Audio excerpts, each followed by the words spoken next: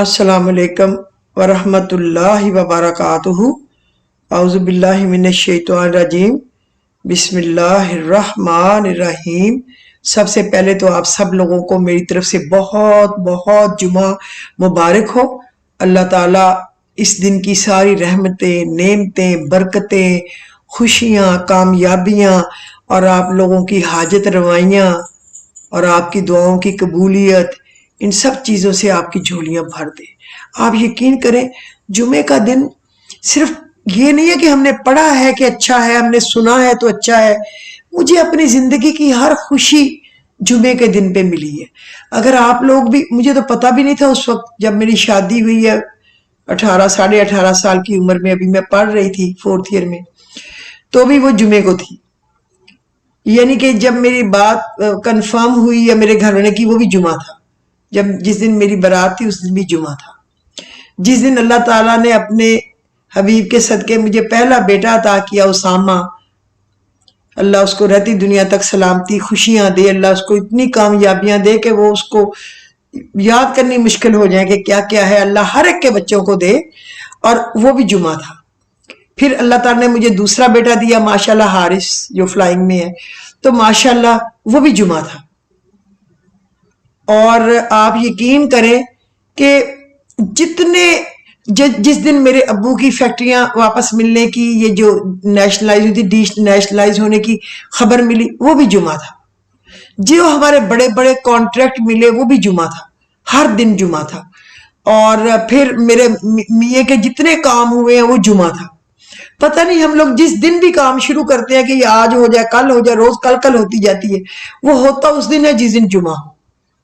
शायद आप लोग गौर ना करते हो और आपके साथ भी ऐसा ही होता हो, लेकिन आप ये सोचे, इंशाअल्लाह अल्लाह हर दिन अल्लाह का तो मुबारक है, लेकिन मेरा अल्लाह अपने फजलो करम के सदके जो बेहतरीन दिन वो समझेगा, हमें जरूर देगा। और अल्लाह पाल जुमे को, सोमवार को, जुमेरात को, इनको अल्लाह हमें बहुत ज्यादा खुशखबरियां देगा, अल्लाह ताला जरूर देगा।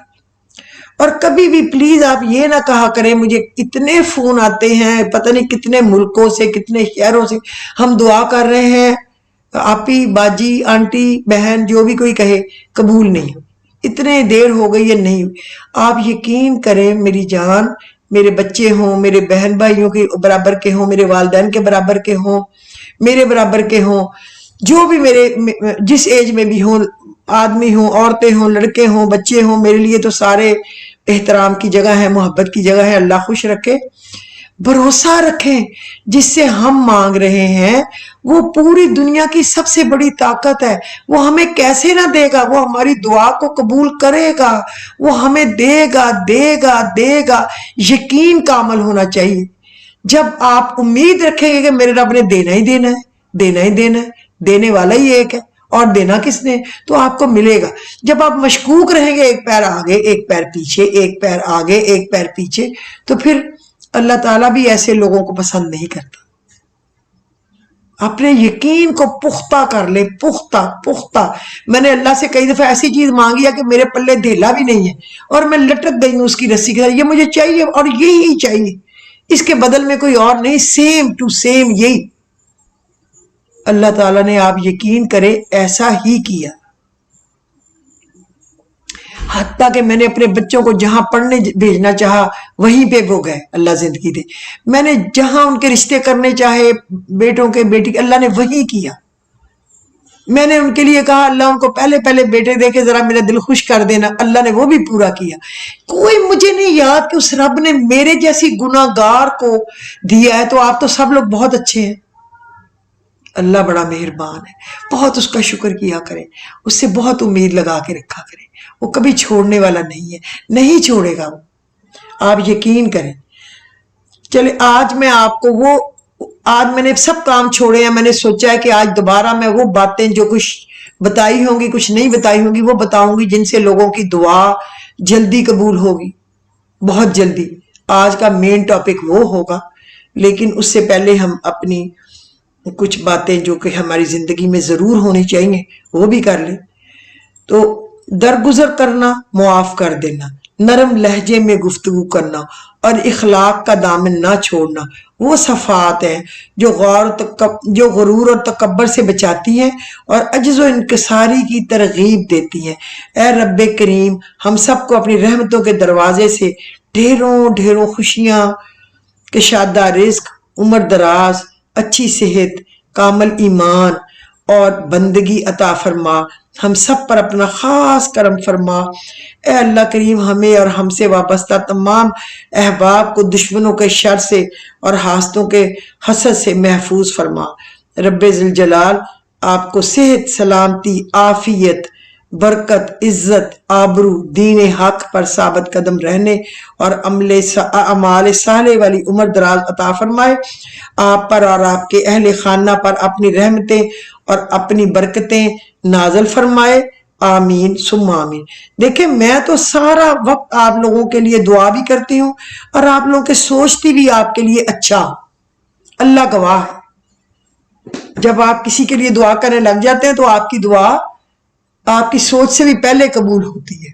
उसका काम तो होता ही है, लेकिन आपका उससे भी पहले हो जाता है। लिहाजा दूसरों के लिए बहुत दुआ किया करें।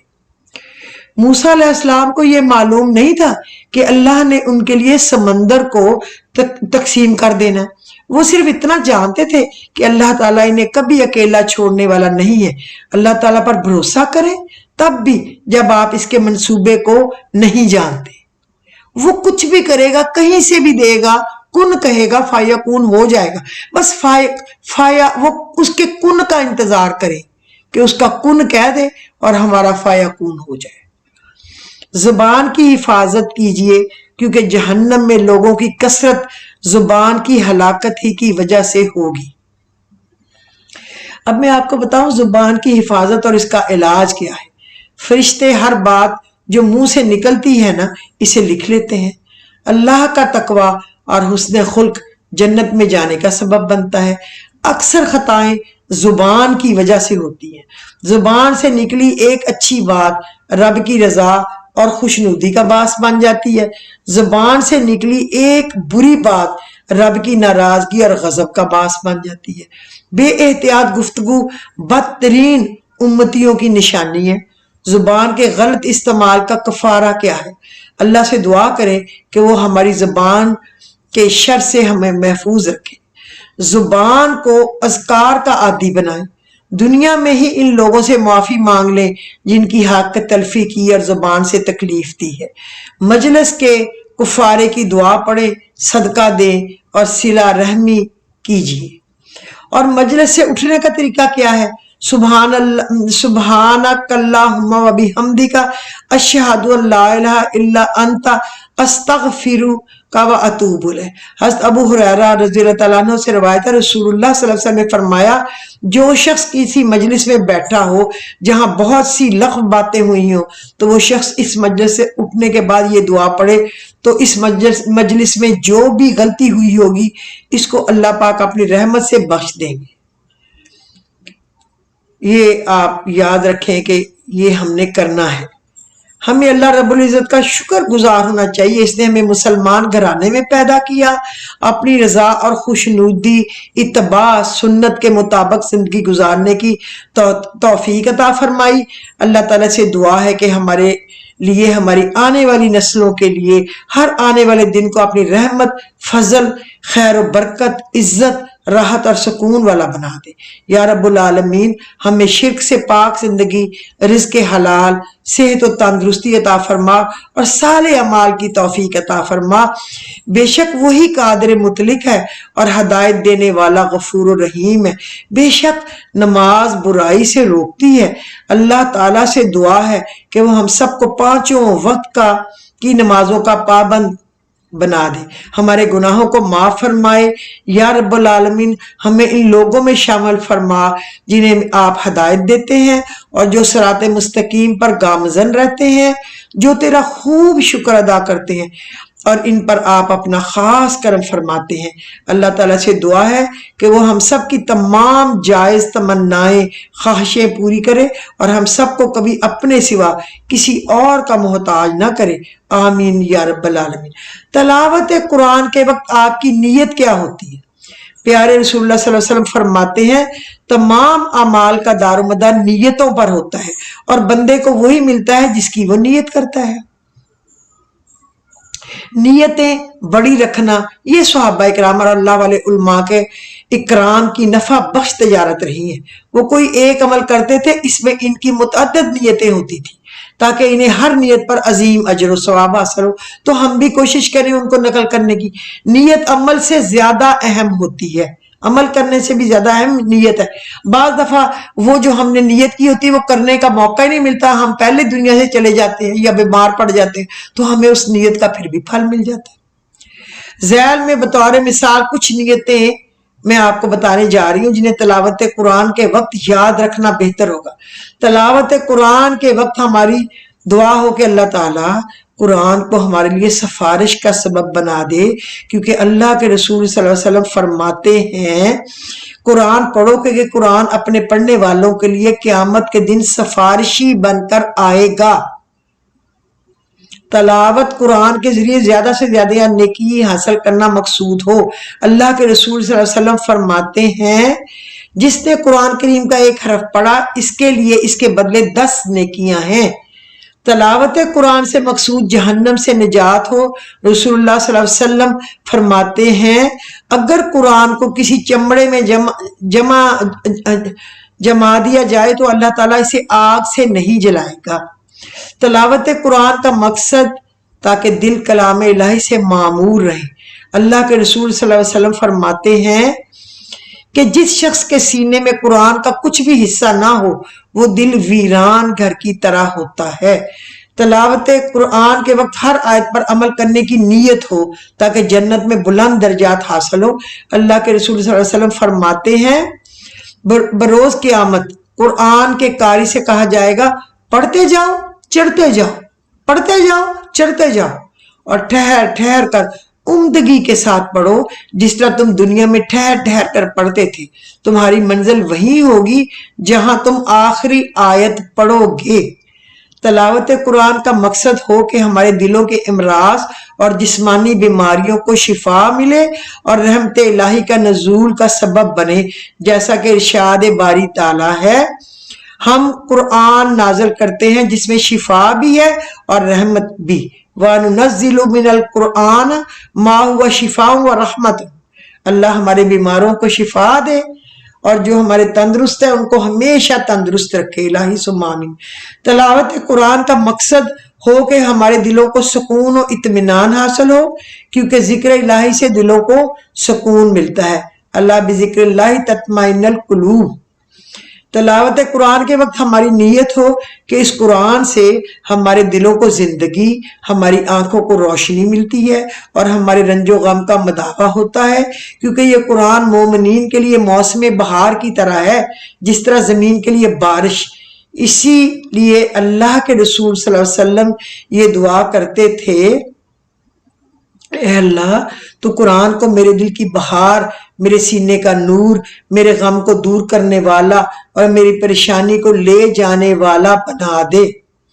تلاوت کے وقت ہماری نیت ہو کہ قرآن ہدایت کا سبب ہے، جیسا کہ ارشاد ربانی ہے ذالک الکتاب لا ریب فیہ ھدی للمتقین الذین۔ سورہ بقرہ میں ہے نا، یہ وہ کتاب ہے جس میں کوئی شک و شبہ کی گنجائش نہیں، متقیوں کے لیے ہدایت ہے۔ اے میرے بندو تم سب گمراہ ہو سوائے اس کے جس کو میں ہدایت دوں، لہٰذا مجھ سے ہدایت طلب کرو میں تمہیں ہدایت دوں گا۔ تلاوت اس نیت سے کریں کہ ہمارا خاتمہ ایمان پر ہو، جیسا اللہ تعالیٰ نے عثمان رضی اللہ تعالیٰ عنہ کو شہادت سے سرفراز کیا جب وہ قرآن پڑھ رہے تھے۔ ابن کثیر رحمۃ اللہ علیہ فرماتے ہیں جو جیسی زندگی گزارتا ہے اسی پر اس کی موت ہوتی ہے، اور جہاں ان کا خون گرا اس کو کہتے بھی تو آیت شہادت ہے نا، فَسَيَكْفِيكَهُمُ اللَّهُ وَهُوَ السَّمِيعُ الْعَلِيمُ، اور میری کفایت کے لیے تو اللہ ہی کافی ہے۔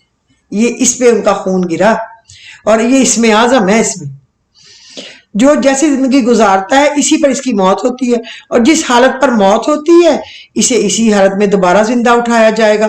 انہوں نے اس آیت کریمہ سے استدلال کیا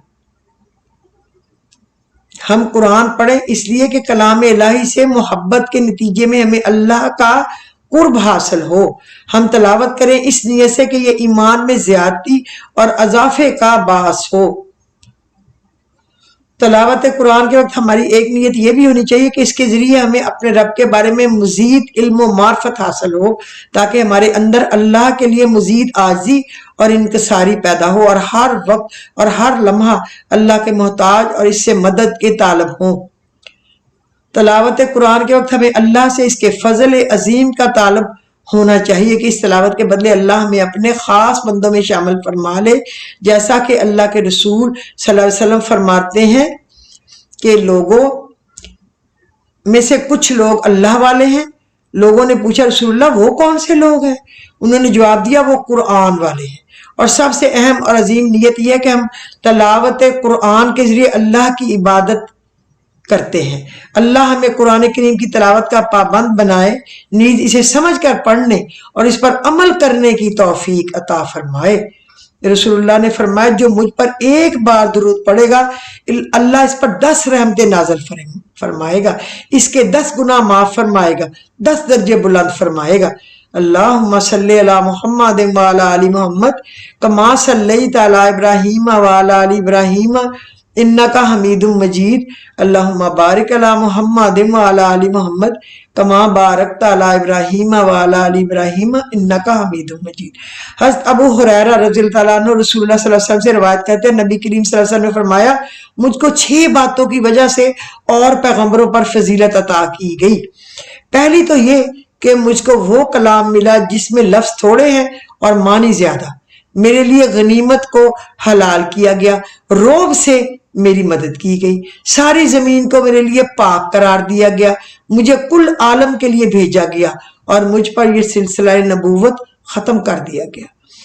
اچھا دوسرا میں آپ کو ایک اور ضروری بات بتاؤں جو ڈاکٹر ذاکر نائک نے مسلمانوں کو خبردار کیا ہے کہ انٹرنیٹ پر گوگل پلے سٹور سے قرآن مجید کا انگلش ترجمہ جو ہے نا وہ ڈاؤن لوڈ نہ کریں، کیونکہ یہ ترجمہ مولوی شیر علی قادیانی جو احمدی ہے اس نے لکھی ہے. مسلمان سے اپیل ہے اس پیغام کو پھیلا دیں تاکہ یہ سازش ناکام ہو جائے. شکریہ.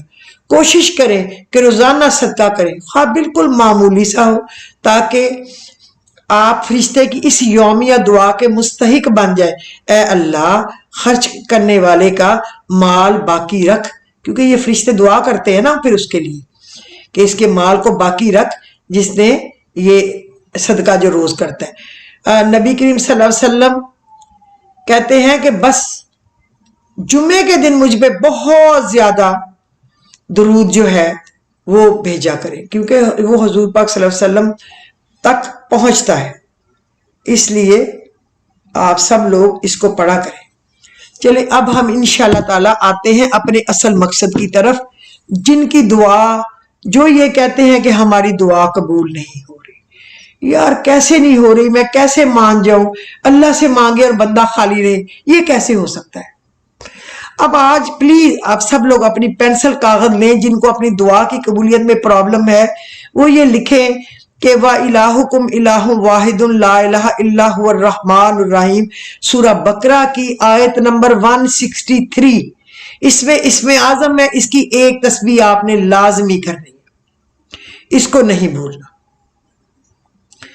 اور الف لام میم اللہ لا الہ الا هو الحی القیوم، اس کی ایک تصویر. اللہ لا الہ الا هو الحی القیوم تو آیت الکرسی کے شروع میں ہے نا، لیکن یہ سورہ آل عمران کے بھی شروع میں ہے، بالکل پہلی آیت ہے، اس کے تو اندر ہے نا، اس کی شروع کی ہے، اور اس کے آگے الف لام میم بھی ہے. تو آپ نے الف لام میم اللہ لا الہ الا هو الحی القیوم یہ آپ نے پڑھنا ہے، اور اس کی بھی ایک تسبیح آپ نے کرنی ہے. اس میں اعظم ہے. اب جو کہہ رہا ہے نا کہ میری دعا قبول نہیں ہوتی، اگر کوئی کہے کہ پھر اس کے بعد دیر لگتی ہے تو میں اس کی بات کو کبھی نہیں مانوں گی کہ یہ کیسے ممکن ہے اگر وہ اس طریقے سے پڑھے. اب آپ آئیں کہ یہ سورہ جو ہے نا المومنون، اس کی جو ہے نا آیت یہ 115 اور سے 118 تک، یعنی کہ افحسبتم انما خلقناکم عبثا وانکم الینا لا ترجعون فتعالی اللہ الملک الحق لا الہ الا هو رب العرش الکریم ومن يدعو مع الله الہا آخر لا برہان له به فانما حسابه عند ربه انه لا يفلح الکافرون وقل رب اغفر وارحم وانت خیر الراحمین. یہ آخری جو ہے نا 3 ہے، آخری 3 سورہ المومنون کی آخری 3 ہے. یہ پڑھ کے میں نے جن لوگوں کو بتایا، آپ یقین کریں میری ایک جاننے والی ہے، ان کا ایک بچہ سن نہیں رہا تھا، الحمدللہ یہ پڑھ کے اس کے کانوں میں پھونک مارنے سے وہ سننے لگ گیا. میرے کچھ جاننے والے ہیں جن کو وہ کہتے انہوں نے جواب دے دیا تھا کہ یہ بچنے والا نہیں ہے کورونا سے، لیکن ہم نے یہ پڑھ پڑھ کے اس کو پانی پلایا، دم بھی کیا اور اللہ سے رو رو کے دعائیں کی تو وہ موت کے منہ سے باہر نکل آئے. ہزاروں کروڑوں لاکھوں دعائیں میں نے خود دیکھی ہیں اس کے ساتھ پوری ہوتی ہے، لوگ مجھے بتاتے. اب آپ یاد رکھیں کہ یہ سورہ المومنون کی آخری 3 یہ آپ نے پڑھنی ہے، بھولنا نہیں. افا حسبتم انما خلقناکم سے یہ شروع ہوگی، یاد رکھنا. اچھا چلے اب آپ آ جائیں سورۃ یاسین پہ.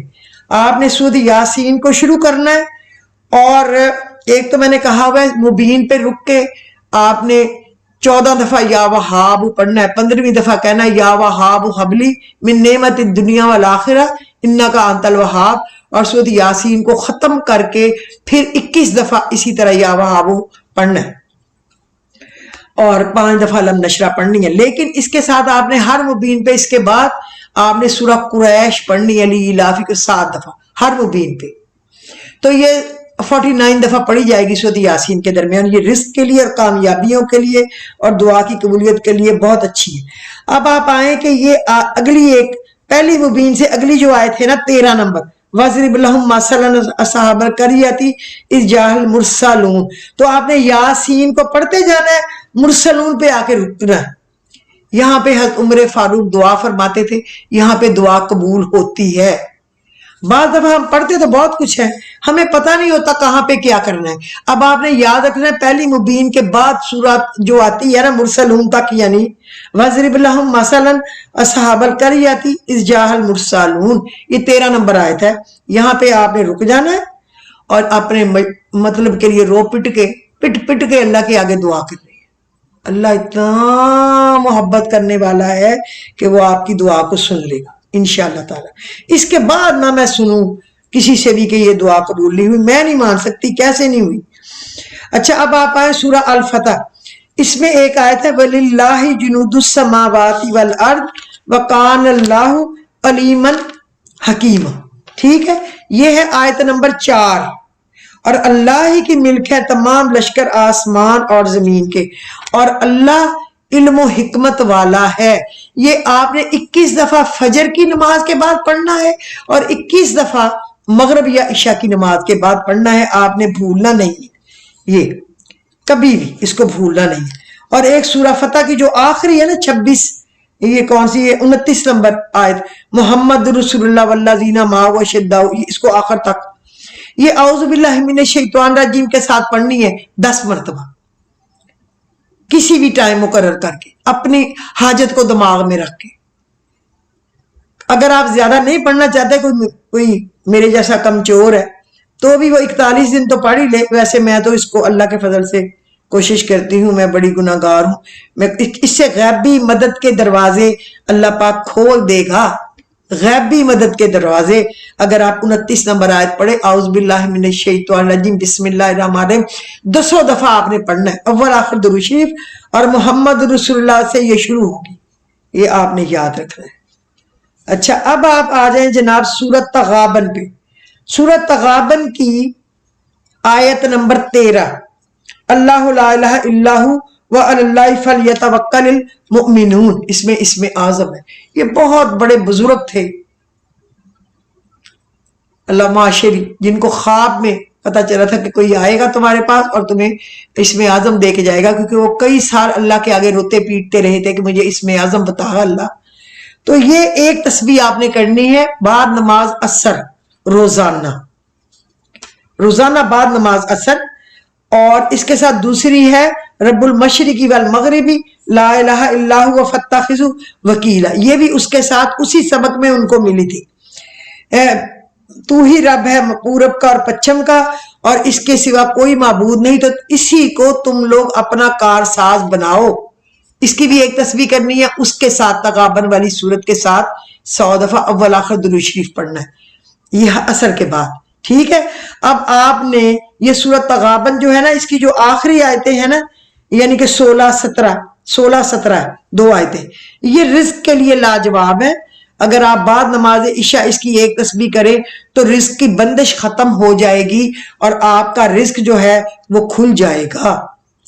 اب میں بہت زیادہ آپ پہ وزن نہیں لادنا چاہتی، سورت الضحیٰ، اس میں 9 جگہ آتا ہے ڈنڈے والا کاف، والضحیٰ واللیل اذا سجا ما ودعک، پھر ربو کا، اس طرح 9 کاف آئیں گے ڈنڈے والے، اس پہ رک کے آپ نے پڑھنا ہے یا کریم یا کریم، اور اپنے بے شک 9 کاموں کو ذہن میں رکھیں اور یہ پڑھیں اول آخر درود شریف کے ساتھ۔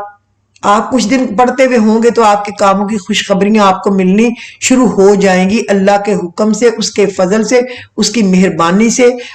میں بڑی گناہ گار ہوں، خطا کار ہوں، لیکن آپ میرے بات کا یقین کریں، میں آپ سب کے لیے بہت اچھا کرنا چاہتی ہوں۔ میں چاہتی ہوں کہ ہر بندے کا مسئلہ حل ہو جائے تاکہ وہ بس خوش ہو جائے رب سے اور مجھ سے بھی، اور دعائیں دے، بس یہ میری خواہش ہے۔ اللہ تعالیٰ آپ کو خوش رکھے، تندرستی زندگی دے، تو میرا خیال آج کے دن کے لیے کافی ہے۔ تو اگر آپ کو پسند آیا ہو تو اس کو لائک اور شیئر کر دیں، اور اگر آپ چاہیں، آپ کو پسند آتا ہو میرا ایپیسوڈ اور نہیں سبسکرائب کیا ہو تو آپ سبسکرائب کر کے کچھ نہ کچھ لوگوں کو ضرور بھیج دیا کریں۔ اللہ پاک آپ کو اپنے حفظ و امان میں رکھے۔ خدا حافظ۔